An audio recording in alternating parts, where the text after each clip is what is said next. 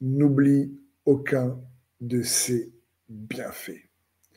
Si tu préfères, n'oublie aucun de ses avantages, n'oublie aucune de ses récompenses.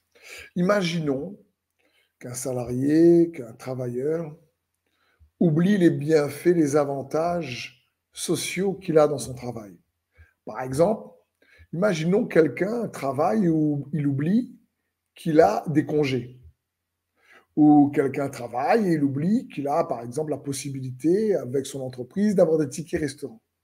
Imaginons que quelqu'un travaille et il oublie qu'avec sa boîte, comme on dit, professionnelle, il a des avantages vacances ou des primes à Noël. Ou imaginons que quelqu'un dans son entreprise a un 13e mois.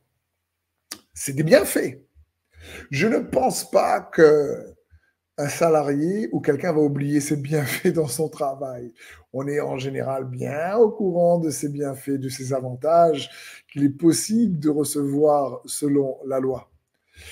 Par contre, le psaume 103 qu'on a lu ensemble, parfois, on n'est peut-être pas suffisamment au courant des bienfaits qui nous sont accessibles en Christ Jésus. Et ici, dans ce psaume 103, le roi David dit « N'oublie aucun de ses bienfaits ». C'est important pour nous de réaliser. Oublier signifie qu'on n'est plus conscient. Oublier signifie qu'on n'a plus en mémoire, on a perdu, on ne sait plus que ça existe. C'est une forme d'ignorance, l'oubli. Donc, si quelqu'un est ignorant, par exemple, qu'il a la possibilité d'avoir un 13e mois ou d'avoir... Imagine quelqu'un qui travaille 365 jours parce qu'il a oublié qu'il peut avoir des congés. Ce serait dommage.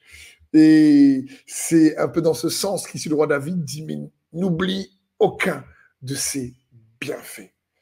Et les bienfaits en Christ sont nombreux.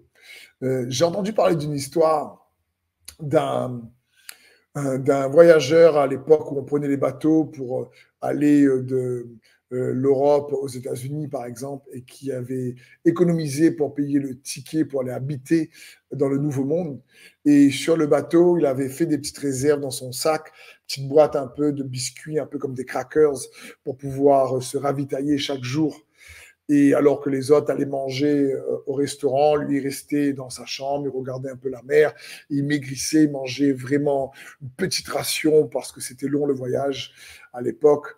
Et au dernier jour, il rencontre quelqu'un qui lui dit « Mais pourquoi tu viens pas manger avec nous ?» Et lui, il répond « Je n'ai pas payé pour le repas, pour les repas. » Et la personne lui dit « Mais non, tu ne savais pas que les repas étaient compris avec le prix du billet. » Et donc, il était ignorant qu'il avait la possibilité de manger pendant des semaines, midi et soir, un bon repas, parce que c'était compris dans le billet qu'il avait payé. Il avait payé le prix et les bienfaits étaient compris dedans. Mais il ne savait pas.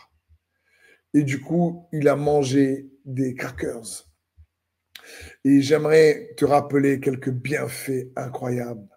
Dans Éphésiens 1,17, l'apôtre Paul dit « Je prie que le Dieu de notre Seigneur Jésus-Christ, le Père de gloire, vous donne un esprit de sagesse et de révélation, qui vous le fasse connaître.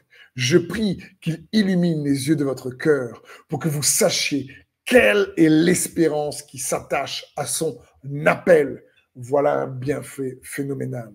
Quelle est la richesse de son glorieux héritage au milieu des saints. Voilà un autre bienfait extraordinaire. Et quelle est l'infinie grandeur de sa puissance qui se manifeste avec efficacité par le pouvoir de sa force envers nous qui croyons. Voilà ici 3 bienfaits phénoménaux. L'apôtre Paul dit qu'il illumine parce qu'il savait que même les chrétiens de l'église d'Éphèse, qui était une église déjà puissante, peut-être n'avait pas conscience, avait soit été dans l'ignorance, ou soit avait oublié, et l'oubli est une forme d'ignorance. C'est qu'on connaît, mais après on perd de vue, on ne connaît plus, on néglige, on abandonne, on ne sait plus où c'est. Et donc j'aimerais te dire que l'espérance qui s'attache à son appel, c'est quoi? C'est le sûr avenir qui est lié à ton devenir. C'est le suravenir qui est attaché, qui est connecté à l'appel de Dieu dans ta vie, à ta destinée, à la volonté de Dieu pour ta vie. Quand on marche dans la volonté de Dieu, quand on cherche à devenir sur celle que Dieu veut, il y a une espérance certaine. La richesse de son glorieux héritage, c'est les ressources disponibles pour la vie présente et pour la vie à venir. Incroyable. L'infinie grandeur de sa puissance, c'est le potentiel sans réserve que nous avons, qui nous est accessible. Ça, c'est des bienfaits incroyables que nous devons ne pas oublier. Et la clé de la clé de la clé pour expérimenter, qu'il illumine les yeux de votre cœur, afin que vous sachiez par l'expérience, connaître par l'expérience ces bienfaits, par exemple, c'est de demander au Saint-Esprit, Seigneur, révèle-nous. Ton esprit de sagesse et de révélation nous révèle, parce que le Saint-Esprit est envoyé pour cela. 1 Corinthiens 2,12.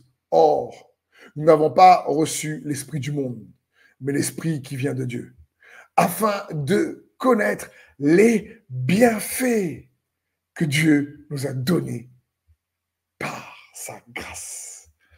Afin de connaître les bienfaits que Dieu nous a donnés, t'a donné, m'a donné, par sa grâce.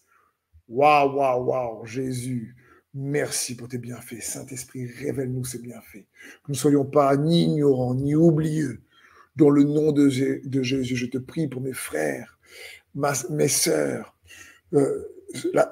celui ou celle qui cherche, Seigneur, à te connaître encore plus par l'expérience Saint-Esprit. Révèle ces bienfaits. Nous puissions les garder, ne pas être oublieux. Dans le nom de Jésus. Amen.